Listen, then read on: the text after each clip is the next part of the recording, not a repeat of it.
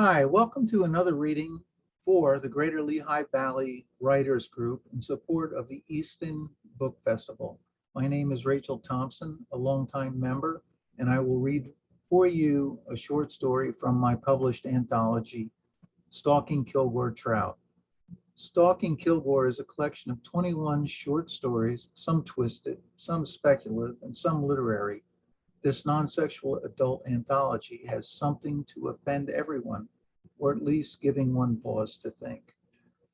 Generally, I write sci-fi, fantasy, speculative fiction, satire, and I do journalism, freelance journalism. So here we go. I will read A Cat's Tale. It is clear to me now, at the end of my 9 lives, as I fade, I understand.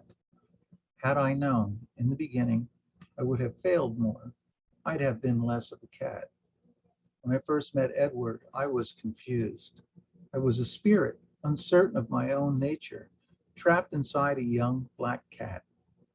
I was but a kitten and compelled by feline ways. Many years passed inside my first cat and the 8 cats after that one before I had enough control over my cattishness to know myself. I was better that way. It was better that way, not knowing. I didn't understand that only an innocent could receive Edward's heart or influence it. Edward was my reason for being. I know that now. From the start, I projected feelings into him. For what purpose, I did not know then. We were linked spirits, and neither of us knew it. On his deathbed, he still didn't know. It was 1962 when his mother found me lurking about by the front stoop. It was then I first realized I am a sentient. And I panicked in the knowing I was a cat, but not a cat. I cried out, "Save me, madam, remove my cattishness from me." But all that came out was meow, meow. She bent down and picked me up with mirth. She was a stout woman, young and strong. From her arms I surveyed the world.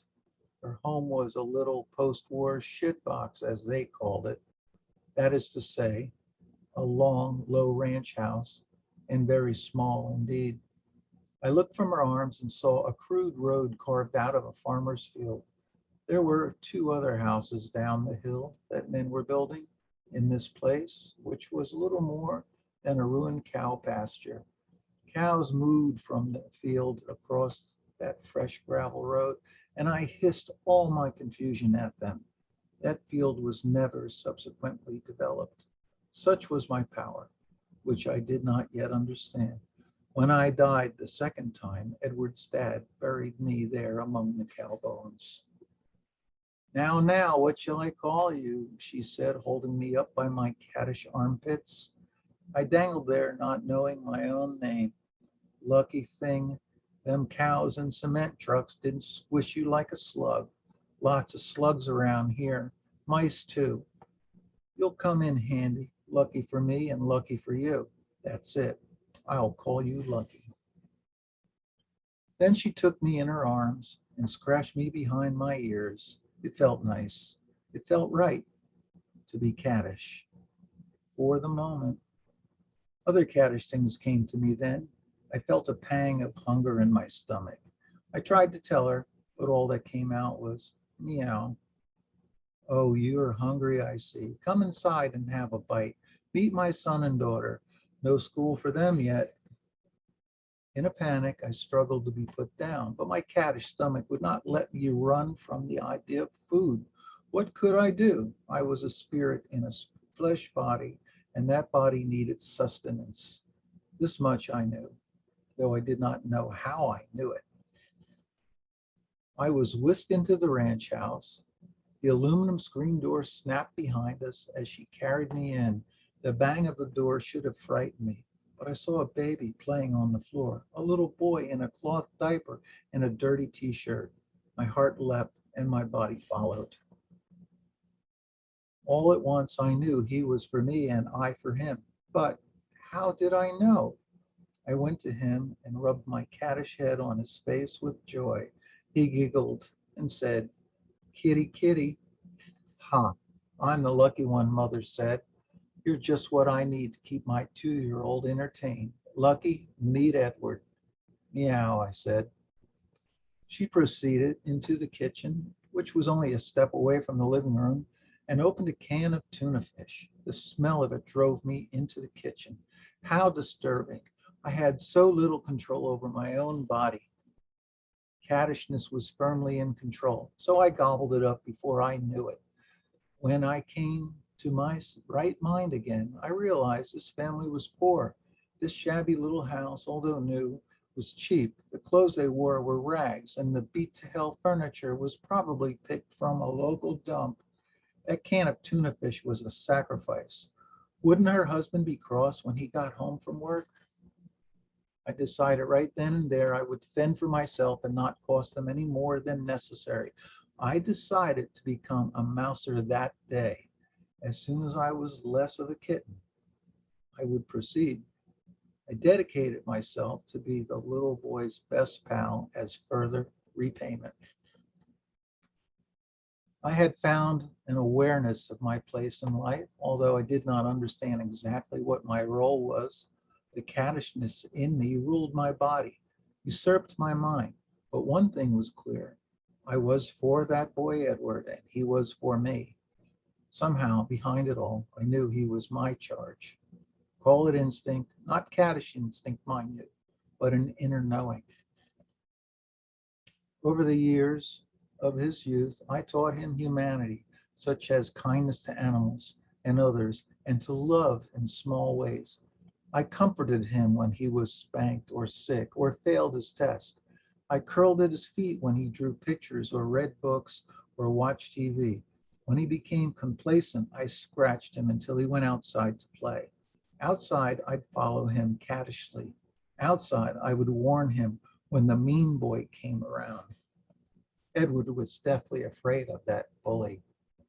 Once, when Edward was 11, I spied the mean boy. Jean was hitting Edward under the big old oak tree across the street. I quickly climbed the tree and fell upon Jean with raking claws. The bully eventually grabbed me and dashed me to the ground. Edward, inspired, attacked him with doggish courage, and Jean withdrew. Together, we defeated the enemy. From that day onward, Jean would pitch rocks at me and later shoot at me with his bow and arrows. But by that time I had grown so cat clever, he could never get close enough to cause me harm. Edward grew into a confident teenager, and that was good, for I became so cattish, I was no longer of any help to him. We had the same problem. Edward was distracted with females, as was I. I was the biggest tomcat within a mile, and as such, always fending off challengers. My ears were nicked. I had scars across my face, and I had ripped out a nail in a fight with a bobcat. Cats and dogs gave way wherever I roamed after that. But in my pride, I forgot to look after Edward. Perhaps that is why I died that first time.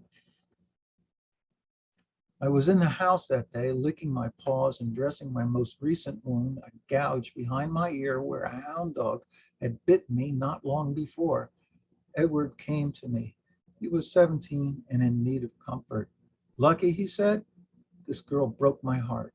He shoved a photo towards me where I lay. I don't know if I should shit or spit.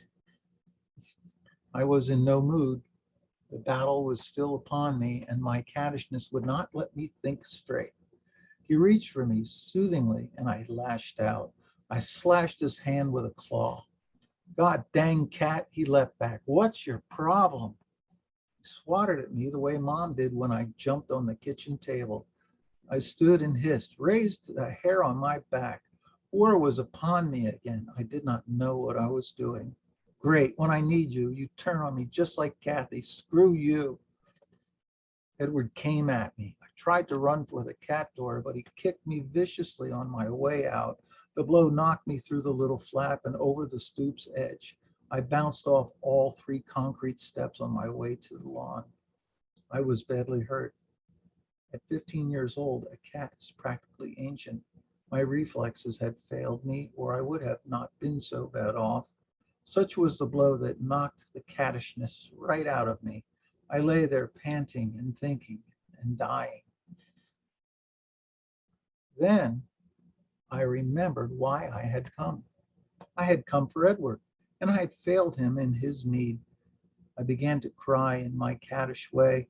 I cried for Edward's pain. I cried for mom and dad, left to raise 2 children without a cat. I cried for all of them until a realization bathed me in light. I could not die here. Edward would never forgive himself, but my hip was broken, my guts bleeding inside of me. Edward, mom called, go see what that fool cat is whining about. I'm busy, mom. I'll give you busy. He's your cat. All right, soon as I hang up the phone. Funny how uncat-like I was in dying. One last time, I summoned my cattishness. There was a vent hole through the foundation wall near the stoop. I had long ago pushed the grate out.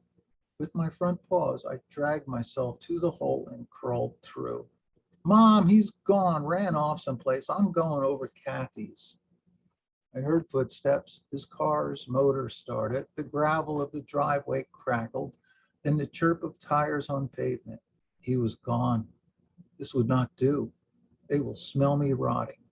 So I crawled in the mud until I was well away from the vent hole. And there I passed. And so my first life ended, and I returned in another cat and another. I was always black, and they always named me Lucky, all 9 of me. But my luck has now run out. Edward, 78 years old, died a week ago.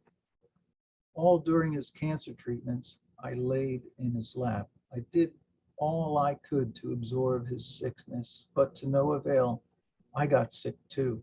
I died full of cancer at the foot of his bed just after they took his body away. Now I'm a spirit again, floating free. The light calls me, but I cannot go. I will not go. What of Edward's grandson? Who will watch over him with me and Edward gone? Edward's son had been killed in war, and Edward, such a good man, fought to prevent wars since. It had been his life's work and passion. Edward had fought the good fight. Who will teach his grandson kindness in this bitter world? As I hover over Edward's funeral service, the light above grows stronger, pulling me. I can't resist it much longer. How can I rest in peace knowing Edward III is alone? I am a failure in my duty to him. I must stay. But look, the family is leaving the funeral parlor. The light pulls me more strongly. I am higher now. I know if I don't let go, I will cease to exist as a spirit. But wait, there is a white cat on the stoop. It follows the little boy. Grandmother grabs him. As I fade into blackness, I hear her say, lucky for us, you came along. Little Edward's going to meet a pal. I let go, and all became light. The end. Thank you for your consideration, and I hope to see you at the Greater Lehigh Valley Writers Group. Bye for now.